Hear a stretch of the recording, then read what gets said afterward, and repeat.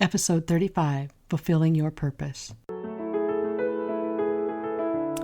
Welcome to Reviving Your Soul, where Christians are finding the courage to embrace their faith in all aspects of their lives so they can stop being bored or overwhelmed and begin to live the life in fulfillment and in peace that God created them for. I'm your host, Vanna Johnson. Let's get started. Stop for just a moment and think about the big moments in your life. The day you got married, the day your children were born, maybe when you received your diploma, or maybe you reached a life-changing goal. Some, like these, were mountaintop experiences, weren't they? But for most of us, there are other big moments in our lives that fill us with shame to remember, aren't there? Think about how God has used both extremes to bring you to where you are in your spiritual journey and in your life as a whole. Have you ever considered that each experience in your life is making up the whole of who you are? If your story is like mine, some of the pieces don't seem to come together at all. The situations or life events seem to almost be as though there should be in someone else's life because they really don't fit nicely into yours. Do you know what I mean? What is amazing about this crazy mix of experiences is that God specifically joins each one, whether we are acting in His will or not, together to make us who we are and what we are today.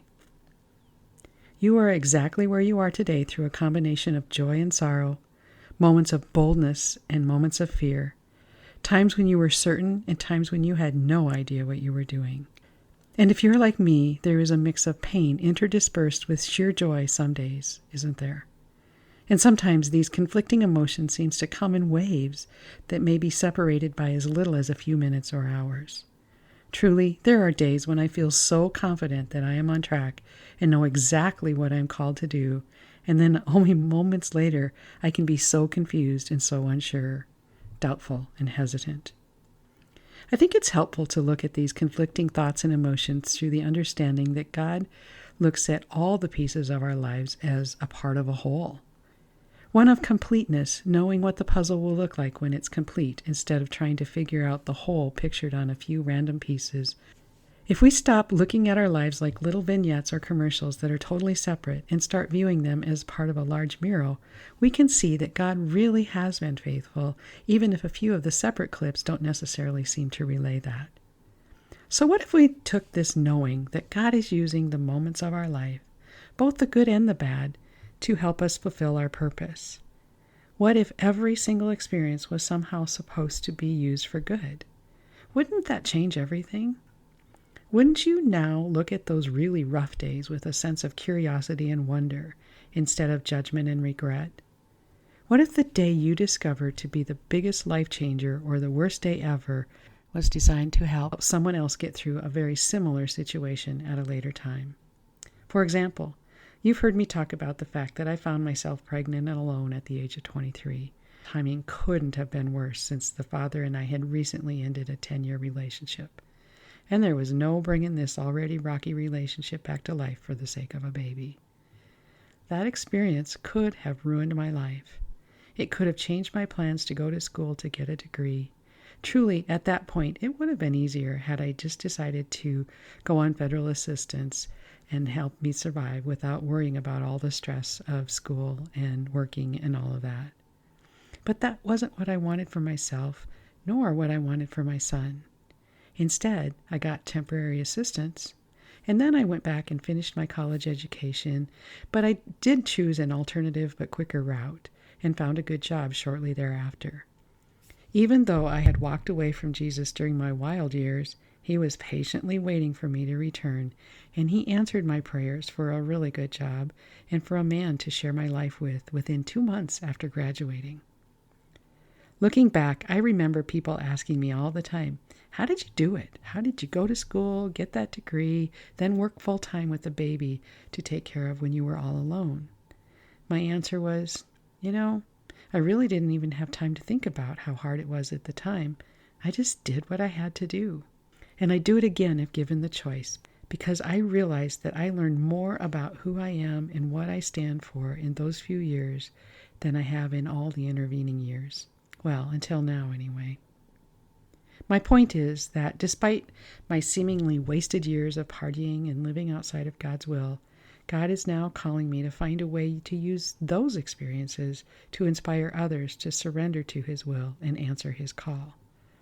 No matter what their backstory is, and no matter how far and how they may have strayed, in fact, I have seen people who have never experienced Jesus in their lives until they were well into their adult years accept Him and change their lives to serve Him completely. Some while staying where they were and simply changing their view of the world, and others making drastic changes in their careers and lifestyles, but all on the path to a life full of meaning and purpose. So where is your path leading you? Has your path taken a turn you would have never expected and you can't remember how you got where you are or how to find your way back? Are you dealing with sin in your life or the life of someone you love and you simply don't have the strength to change? Are you feeling that your commitment at church or in your community are overwhelming and you've lost the joy in serving? Or maybe you're being persecuted for what you believe and are feeling oppressed. Or you're simply searching for that relationship with God that others are talking about, but you really just don't even get it. In Matthew 11:28, Jesus said, "Come to me, all of you who are weary and carry heavy burdens, and I will give you rest. Take my yoke upon you. Let me teach you, because I am humble and gentle, and you will find rest for your souls. For my yoke fits perfectly, and the burden I give you is light." I love how in my recent devotion, the author tells a story of a man driving down a country road who picks up a woman walking alongside the road who is carrying a heavy load. She expressed her gratitude and climbed into the back of the truck. A moment later, the man noticed a strange thing. The woman was still holding on to her heavy load despite sitting in the vehicle. Astonished, he pleaded, "Please, madam, put down your load and take your rest. My truck can carry you and your stuff. Just relax." It goes on to say, what do we do with the load of fear, worry, anxiety we often carry as we go through life's many challenges? Instead of relaxing in the Lord, I sometimes behave like that woman. As do I. Instead of continuing to carry those burdens, we can turn them over to Jesus, and He will do the heavy lifting for us. We can take a break from trying so darn hard to make things happen and just trust in Him. No, I don't believe that Jesus is saying that we can simply sit back and do nothing, but rather that He will provide a peace through our challenges that we cannot get from this world. All the quick, easy answers you find online, in a book, or in a pill are meaningless. Instead, having a relationship with God changes our meaningless task into fulfilling work that has true purpose. When you find that thing that you are meant to do with your life, everything changes. Work is no longer tiresome and boring, but rather is fun and meaningful. If you dread Monday mornings because you have to return to work, you may be in the wrong career, or at the very least, looking at your purpose there all wrong. Life is too short to spend even one season of it dreading the work you are doing. As I've mentioned before, we all have a calling or a purpose, a reason we were created, and the thing we are meant to be doing. In short, that calling is to serve and honor God. The beautiful thing about it is that we can do that wherever we are. It is also pretty amazing because our calling can evolve and change over time. We never really know where it's going. We just give Jesus the heavy burden of worrying about it, and then we take the next step. Sometimes we're asked to stay in one place year after year, and other times we are drawn to make a change after even a very short period of time. Each position we fill, each person we meet, and even each mistake we make builds upon one another to make us into who we are meant to be. Truly, it isn't always pretty, and sometimes it's downright painful. But if we are willing to step into some uncomfortable places, each situation can prepare us for our next step. 2 years ago this month, I walked away from an amazing job with the goal of becoming a health coach. I'd completed a coaching certification and was ready to change the way people in my life looked at their health. 6 months later, I was asked to fill a vacancy on our city commission. I had no idea how that would fit into my life as a health coach, but I was so humbled and truly honored to be asked. I ended up accepting the appointment, not knowing where it was going to lead. 6 months after that, I made another sizable investment to go for my mastery level certifications in coaching. The clarity about myself and my practice that I've gained through that coaching experience is beyond amazing. I am certain I would have never had the courage to start this podcast, to openly share my faith, and to build my program around helping Christian leaders and influencers have a positive impact in the lives of the people they serve if I hadn't had the coaching that I had had. You are called to your very own unique path that may look a little like mine or nothing at all like mine. It doesn't really matter because we all have our own story and our own experiences to bring to our purpose in life. Sometimes it can be hard to accept that God is asking you to do something, whether it be public service, public speaking, leaving a job to begin your own business, going back to school to get that degree you've always wanted, or maybe simply just providing support to someone in your community. We get so wrapped up in the money and the fear of what others will think. Don't go there. God will provide. He will be there with you every step of the way. He wants you to succeed, and He wants you to be happy and fulfilled. But He won't do it for you. He wants you to take the first step. He wants you to move off of square one before He'll take action. You must have faith. You must trust God. If it's even possible, it will take a level of courage you may never have tapped into before. But the returns for stepping out into courageous faith are so amazing that you will never regret it. I get it. You aren't sure. Neither was I. You probably believe you don't have all the right tools. Neither did I. But there is no such thing as failure.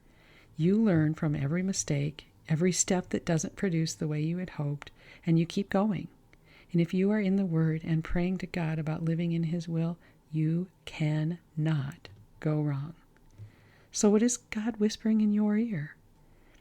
Whether you are a young single mother or a busy professional or a recent retiree, I urge you to find a way to answer His call. To fulfill your purpose using the knowledge and skills we've gathered through life is truly the way to show your love of Christ, not showing up for an hour of church on Sunday morning.